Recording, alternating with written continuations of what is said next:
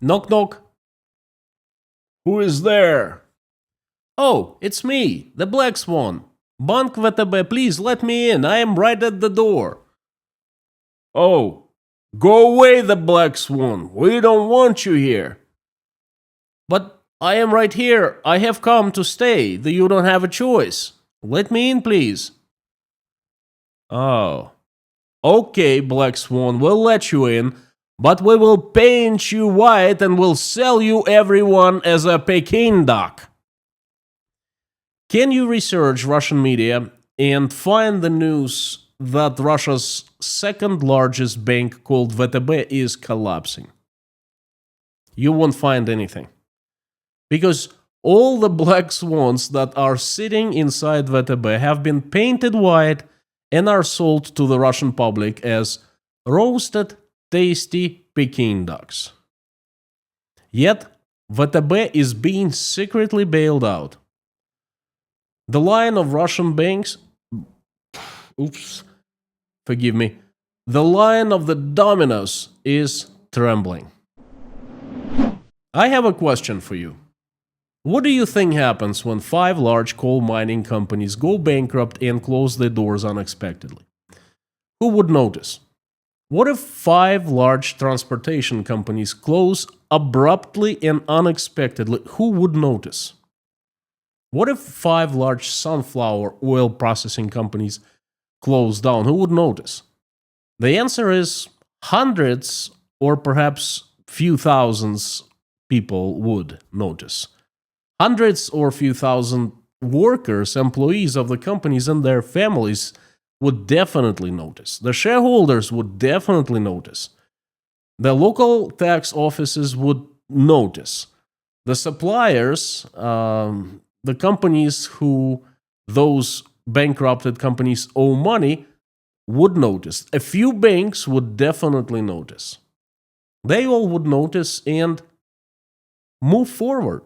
Everyone would lose money. Everyone would be worse off. But everyone would keep on moving, keep on walking.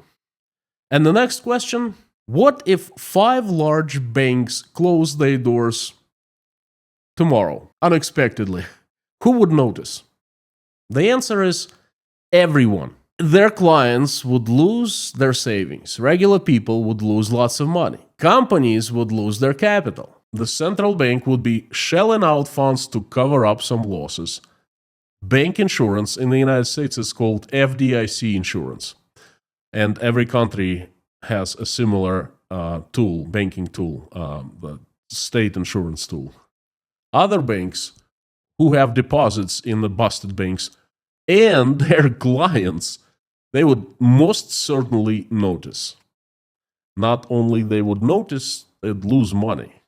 In case 5 large banks would shut down, there would be panic in the industry and in the society, and a chain reaction would start that would have a potential burying everyone along.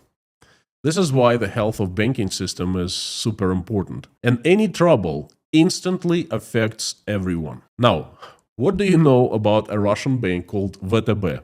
It's Russia's second largest bank. It's huge. 60.9% of banks' ordinary shares are owned by the state, while the remaining 39.1% are in free circulation. Including preferred shares, 92% of banks' share capital is under state control. VTB has subsidiaries or associated banks in Belarus, Armenia, Kazakhstan, Azerbaijan, Georgia, Germany, Italy, Great Britain, and Cyprus. The bank's market capitalization as of April 2025 is 392 billion rubles. As of January 2025, VTB had 25 million individual clients, regular people, and 858,000 small and medium-sized businesses as clients. What about bank's recent news? Well, some news have made splashes. See for yourself. A high-speed railroad, VTB, is to invest 400 billion rubles or $2.5 billion in high-speed rail construction and train development. A high-speed railroad from Moscow to St. Petersburg? Great news, great project. But Russia is a very unusual country. The biggest and the most important news aren't always known to the public. I'd say in most cases they are not known to the public. For example, the public, the general public, doesn't know that VTB, to comply with the liquidity standard of the central bank, VTB received more than 2 trillion rubles from the central bank. 2 trillion rubles equals to $25 billion in form of an unrevocable credit line. This news appeared in the very niche industry media very briefly. It was not made available to the general public. And Dmitry Pianov, the first vice president, made such a complicated commentary comparing the central bank to Catholic Church. So people wouldn't understand this news. In reality, the central bank guaranteed to pay 2 trillion rubles or $25 billion to customers in case customers start withdrawing their deposits. But why would they? VTB is a state-owned bank. VTB has a portfolio of large projects. Hey, the latest project, the construction, financing of the construction of a high-speed railroad line, a huge infrastructure project. What else can be better for a bank? Well, the reality is VTB is pumped with junk rate assets. It has large amount of high-risk loans and is experiencing the record amount of defaults.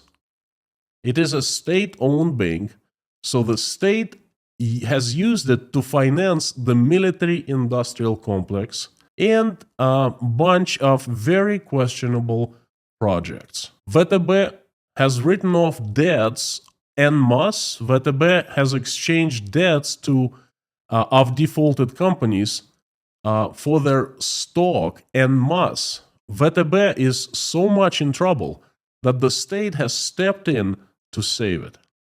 Why the central bank opened such irrevocable credit line back in late December of 2024? Because customers, clients started going to VTB and taking their money, withdrawing their money.